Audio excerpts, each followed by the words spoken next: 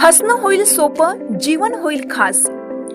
पलूस आणि परिसरातील नागरिकांच्या आता दाताच्या उपचारासाठी सांगली, कोल्हापूर, पुणे, मुंबईची धावपळ थांबणार. पलूस शहरातील एकमेव अत्याधुनिक दातांचा दवाखाना, जिथे single visit root canal treatment सह दातांच्या सर्व समस्यावर खात्रीशीर उपचार. डॉक्टर प्रणव सचिन सुतार यांचे smile studio multi speciality dental clinic, Bhosale plaza, new ST stand समोर, पलूस. अपॉइंटमेंटसाठी संपर्क 72 72 82 72 27 आणि 87 93 75 16 25.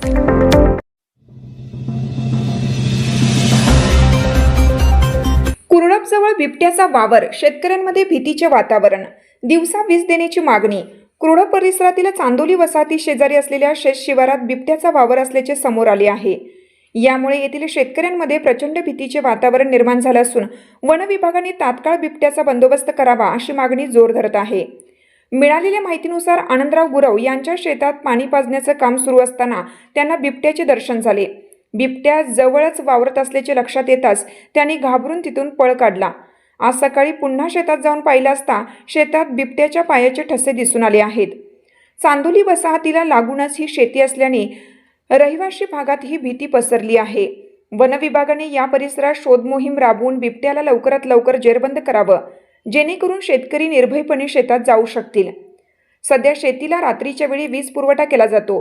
बिबट्याचा धोका असल्याने रात्री शेतात पाणी पाजणं अत्यंत धाडसाचे आणि जीवघेणे ठरत आहे. त्यामुळे शासनाने शेतकऱ्यांच्या सुरक्षिततेचा विचार करून दिवसा वीज पुरवठा करावा अशी आग्रही मागणी महिला शेतकरी शांताबाई पाटील व इतर शेतकऱ्यांनी केली आहे. आमची शेती वसाहती शेजारीच आहे. रात्री पाणी पाजायला जावे लागते, पण आता बिबट्या समोर दिसत असल्याने जीव मुठीत धरून काम करावं लागत आहे. वन विभागाने बिबट्याचा शोध घेऊन त्याला पकडावं आणि शासनाने आम्हाला दिवसा वीज द्यावी, असे शांताबाई पाटील म्हणाल्या. या घटनेमुळे संपूर्ण परिसरात खळबळ उडाली असून वन विभाग आता काय पावले उचलणार याकडे सर्वांचं लक्ष लागलं आहे. मी शांताबाई सांगते की आमची रानं वसाहती शेजारी आहेत आणि एखाद्या वेळी रात्रीचं पाणी पाजायला लागतं, तेव्हा इथं बिबट्या आमच्या शेजारीच फिरत आहे. तेव्हा तुम्ही काळजीपूर्वक बिबट्याचा शोध लावून त्याला पकडावी ही माझी विनंती.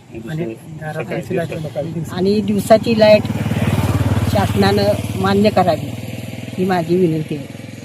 आज आमच्या इथं कुरप चांदोली वसाहतीच्या शेजारी आनंद गुरव यांचं शेती आहे. त्या शेतीमध्ये पाणी पाजत असताना त्यांना बिबट्याचा वावर दिसलेला आहे. बिबट्याचं सावर दिसल्यामुळे भीतीनं निघून गेले. त्यांनी जाण्यापूर्वी आम्हाला फोन करून सांगितलं असं इथे बिबट्या आहे आणि मला इथं दिसलेला आहे बिबट्या.